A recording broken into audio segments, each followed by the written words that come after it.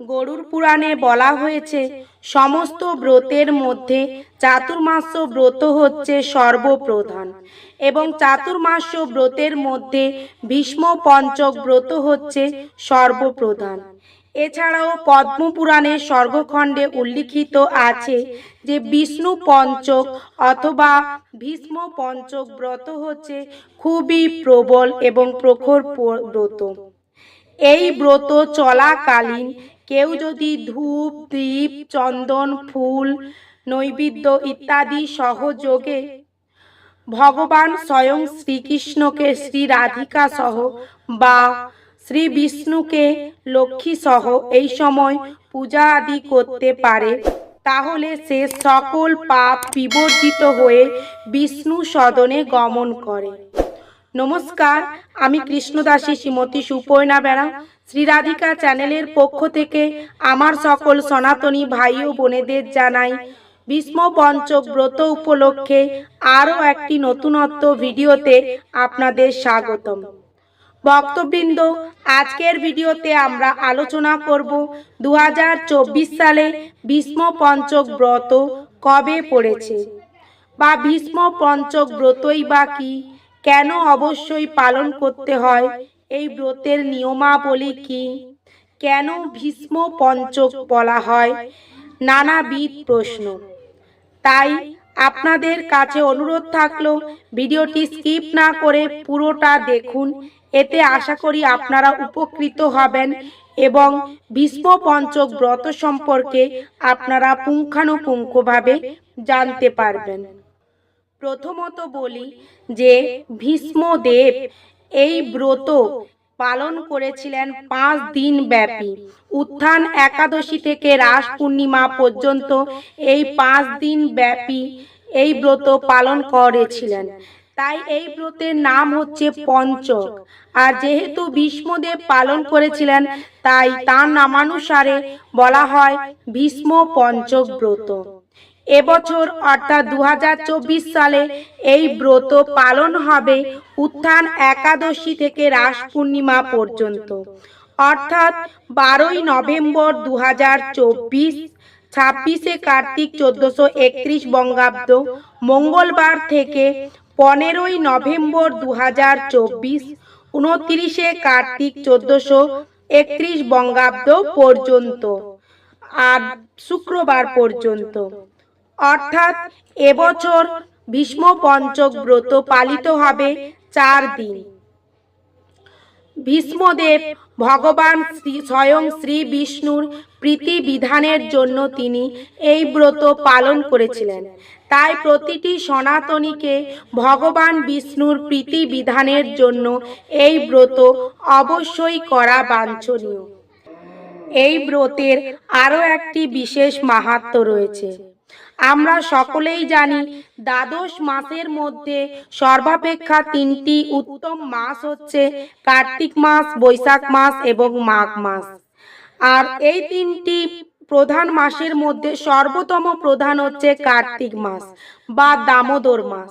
আর এই মাসকে ভগবানের নিয়ম সেবা মাস বলা হয়, কারণ কেউ ভক্তি ভরে যদি ভগবানের নিয়ম সেবা করতে পারে, এই মাসে দীপদান, আকাশ দীপদান করতে পারে, তাহলে সে সহস্র গুণ পুণ্যের অধিকারী হয়।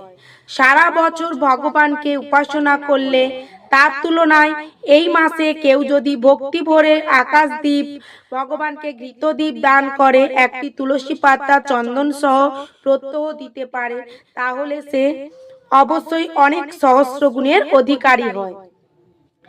আমরা তা কার্তিক মাসের ব্রত মাহাত্ম্য থেকে জেনেছি। কিন্তু এক্ষেত্রেও একটি ছাড় আছে। কেউ যদি এই কার্তিক ব্রত পুরো না পালন করতে পারে, তবে এই যে শেষের 5টি দিন অর্থাৎ উত্থান একাদশী থেকে ভীষ্ম পঞ্চক ব্রত শুরু করে রাস পূর্ণিমা পর্যন্ত এই 5টি দিন যদি খুব নিয়ম নিষ্ঠার সঙ্গে পালন করতে পারে, তাহলেও সে কিন্তু অনেক পুণ্য ফলের অধিকারী হতে পারে এবং সুখ শান্তি সহ এই ইহলোকে গমন করে ইহলোকে থেকে পরকালে তিনি বৈকুণ্ঠ সদনে গমন করবেন। আর তার বিধি নিয়ম কি তা পুঙ্খানুপুঙ্খভাবে বলছি। প্রথমত আমরা জানি যে বিশ্বদেব এই ব্রত পালন করেছিলেন, কিন্তু পরবর্তীকালে এই ব্রত আরো অনেকেই পালন করেছেন বা আগেও করেছেন। স্কন্দ পুরাণের বিষ্ণু খণ্ডে কার্তিক মাসের ব্রত মাহাত্ম্যর 32 অধ্যায়ে আলোচিত আছে। সত্যযুগের আদিতে ভৃগু, গর্গ, বশিষ্ঠ আদি ঋষিগণ এবং ত্রেতা যুগের প্রথমে অম্বরীশ ও ভোগ প্রভৃতি নৃপগণ চাতুর্মাসের শেষ মাসে এই বিষ্ণু পঞ্চক বা ভীষ্ম পঞ্চক ব্রত করেছিলেন। পরবর্তীতে দাপর যুগে মহারাজ শান্তনু তনয় ভীষ্মদেব ভগবানের সন্তুষ্টি বিধানের জন্য এই ব্রত তিনি পালন করেছিলেন। এই ব্রতকে আমরা ভীষ্ম পঞ্চকও বলতে পারি, আবার বিষ্ণু পঞ্চকও বলতে পারি। কারণ যেহেতু ভীষ্মদেব বিষ্ণু স্বয়ং শ্রী বিষ্ণুর তিনি প্রীতিবিধানের জন্য করেছিলেন, বা আমাদের সকল সনাতনীদের ভগবান স্বয়ং শ্রী বিষ্ণুর প্রীতিবিধানের জন্য করতে হয়, তাই এই ব্রতকে বিষ্ণু পঞ্চকও বলা হয়ে থাকে। পদ্মপুরাণের উত্তরখণ্ডে বলা হয়েছে ভগবান বাসুদেবের নিকট ভীষ্মদেব এই পঞ্চদিনাত্মক ব্রত প্রাপ্ত হয়েছেন, তাই তা ভীষ্ম পঞ্চক ব্রত নামে অভিহিত। এছাড়াও অনেক সাধু সন্ন্যাসী সহ গৃহীদের এই ব্রত অবশ্যই করা প্রয়োজন। বিভিন্ন শাস্ত্রে ভগবানের প্রীতিবিধানের জন্য অনেক দৃষ্টান্ত আছে। আর এই ব্রত পালনের জন্য প্রধান 3টি বিধান দিয়েছেন। এক হচ্ছে কঠোরতম বিধান, 2 হচ্ছে মধ্যমানের বিধান, 3 হচ্ছে নিম্নমানের বিধান। মানে এই ব্রত উপলক্ষে বিভিন্ন শাস্ত্রে বিভিন্নভাবে আলোচিত হচ্ছে। কঠোরতম বিধান যেনারা করবেন সেই সমস্ত বিধান আমাদের মতো গৃহীদের পক্ষে করা সম্ভব নয়। কারণ পরপর বলছি, মধ্যমানের বিধান এবং নিম্নমানের বিধান। যে সমস্ত ব্রহ্মচারীগণ অর্থাৎ ব্রহ্ম বিচরণ করে থাকেন, তেনারা এই 5 দিন খুবই নিষ্ঠার সাথে পালন করেন। আবার অনেক গৃহী আছে, কেউ যদি পালন করতে পারেন আপনারা অবশ্যই পালন করবেন। আমি তার 3টি বিধান আপনাদের কাছে উল্লেখ করছি, তাই ধৈর্য ধরে অবশ্যই শ্রবণ করুন। তবে এই ব্রত পালনের জন্য একাদশীর দিন আমরা যে একাদশী মানে উত্থান একাদশী থেকে শুরু করব, এই একাদশীর দিন আমাদের গোময় বা গোবর খেয়ে, মানে কতটা পরিমাণ একটি ঘাসের ডগায় যতটা পরিমাণ ধরে ততটা পরিমাণ খেয়ে থাকতে হবে। দ্বিতীয় দিন আমাদের গোমূত্র, তৃতীয় দিন দুধ, মানে সেই ঘাসের ডগায় যতটা পরিমাণ ধরে ততটাই। চতুর্থ দিন দই, দই মানে একেবারে অনেক দই নয়, সেই ঘাসের ডগা মেপেই ভক্ষণ করতে হবে। পঞ্চম দিন গোমূত্র, গোময়, দুধ, দই এবং তার সঙ্গে ঘি মিশ্রিত করে ভক্ষণ করতে হবে। আর গৃহীদের পক্ষে এই রকম করা আশা করি সম্ভব নয়। যাই হোক, আপনার সামর্থ্য অনুযায়ী আপনি করবেন। এরপরে গৃহীদের জন্য মধ্যমানের এবং নিম্নমানেরও বিধান দিয়েছেন। তা হচ্ছে, সেই অসুবিধা যদি হয়ে থাকে আমাদের, এক্ষেত্রে বলি আমাদের কেউ মধ্যমানের ক্ষেত্রে ফলাহার গ্রহণ করে আপনারা অবশ্যই এই ভীষ্ম পঞ্চক ব্রত করতে পারেন। তবে এক্ষেত্রে একটি নিষেধ আছে, বহু বীজ সম্পন্ন ফলগুলো কিন্তু খাওয়া উচিত নয়। বহু বীজ সম্পন্ন ফল এক্ষেত্রে বর্জনীয়, যেমন পেয়ারা, ডালিম, তরমুজ, আতা, এছাড়াও বিভিন্ন দুগ্ধজাত দ্রব্য বর্জনীয়। এর পরবর্তীতে বলি, কেউ যদি ফলাহার করেও এই 5টি দিন ভীষ্ম পঞ্চক ব্রত না পালন করতে পারেন, তবে আপনারা অবশ্যই হবিষণ্য গ্রহণ করে ভীষ্ম পঞ্চক ব্রত পালন করতে পারেন। তবে এক্ষেত্রেও বহুবিধ সম্পন্ন সবজি কিন্তু আমাদের গ্রহণ করা যাবে না, যেমন কুমড়ো, পেঁপে এগুলো ব্যবহার করা যাবে না। আপনি মিষ্টি আলু, আলু বা কাঁচকলা, এক বীজ সম্পন্ন বা এরকম টাইপের সবজি আপনি হবিষণে গ্রহণ করতে পারেন। এক্ষেত্রে আরো একটি বিধি নিষেধ আছে যে আমরা তো সারা মাস ব্যাপী হবিষণ্য গ্রহণে মুগ ডাল ব্যবহার করেছি, কিন্তু ভীষ্ম পঞ্চক ব্রত চলাকালীন আমাদের হবিষণ্য গ্রহণে মুগ ডাল ব্যবহার করা যাবে না, কোনো রকম তেল ব্যবহার করা যাবে না। এক্ষেত্রে কোনো রকম আমাদের তেলও গায়ে লাগানো উচিত নয়, তাহলে আমাদের ভীষ্ম পঞ্চক ব্রত পালন হবে না, ভঙ্গ হয়ে যেতে পারে। আপনারা যারা ভাবছেন যে এই ভীষ্ম পঞ্চক ব্রত আপনারা অবশ্যই হবিষণ্য গ্রহণ করে পালন করবেন, তবে এক্ষেত্রে বলি একাদশীর দিন কিন্তু আপনারা হবিষণ্য গ্রহণ করবেন না।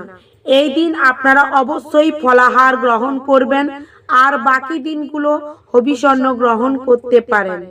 আর পারলে আপনারা অবশ্যই ফলাহার করতে পারেন, সেটা আপনাদের সম্ভাব্য বা শরীরের কন্ডিশন অনুযায়ী।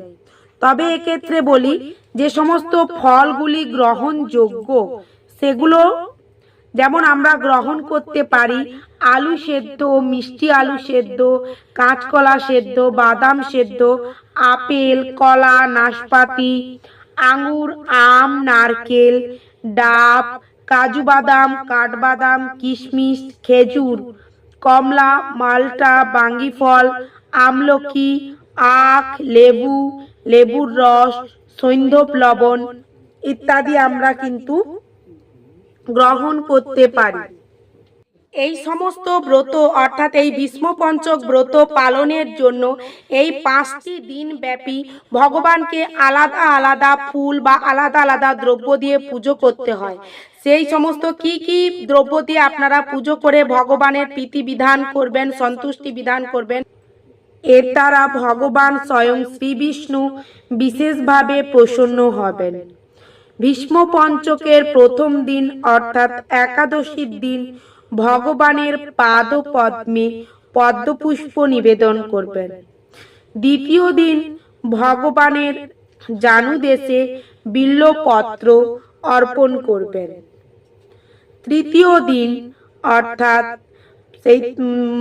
এই ভীষ্ম পঞ্চকের তৃতীয় দিনে ভগবানের নাভি দেশে বিভিন্ন গন্ধদ্রব্য যেমন অগুরু, চন্দন, কর্পূরের মিশ্রণ করে ভগবানের নাভি দেশে নিবেদন করবেন। তারপর বলি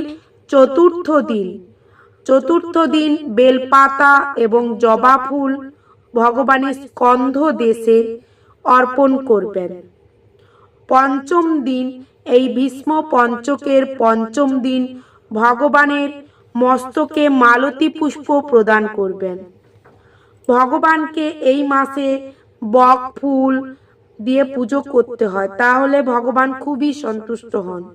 তবে মালতী পুষ্প ভগবানের খুবই প্রিয়, তাই এই দিন ভীষ্ম পঞ্চকের পঞ্চম দিন মালতী পুষ্প দিয়ে ভগবানের পুজো করলে ভগবান খুবই সন্তুষ্ট হবেন। তবে এক্ষেত্রে বলি এবছর অর্থাৎ এই 2024 সালে চতুর্থ এবং পঞ্চম দিন কিন্তু একই দিনে পড়েছে, তাই আপনারা অবশ্যই তিথি নির্বিশেষে তিথি বিচার করে আপনারা অবশ্যই এই তিথি থাকাকালীন ফুল প্রদান করবেন এবং সব সময় ওই ফুলকে চন্দন মিশ্রিত করে বলবেন হাতে নিয়ে, এসো সচন্দন গন্ধ পুষ্পই শ্রীকৃষ্ণায় নিবেদয়ামি নমঃ। তবে বেলপাতা এবং জবা ফুল যে আমরা চতুর্থ দিনে ভগবানকে অর্পণ করব, এক্ষেত্রে বলি জবা ফুল আমাদেরকে কিন্তু শ্বেত জবা চয়ন করতে হবে, কারণ শ্বেত জবা আমাদেরকে অর্পণ করতে হয়। তবুও যদি শ্বেত জবা পাওয়া অসম্ভব হয়ে থাকে, আপনারা এই দিন লাল জবা দিয়েও ভগবানকে ভগবানের স্কন্দ দেশে অর্পণ করে ভগবানকে খুশি করতে পারেন। এই দ্রব্যগুলি যদি আপনি সহজে না জোগাড় করতে পারেন তাহলে ভগবানকে মানস পটে আপনি প্রদান করবেন। এতেও ভগবান কিন্তু সন্তুষ্ট হবেন, কারণ ভগবান হচ্ছে ভাবগ্রাহী জনার্দন। তাই ভগবান ভাবের মধ্য দিয়ে তিনি আপনার পুজো গ্রহণ করবেন।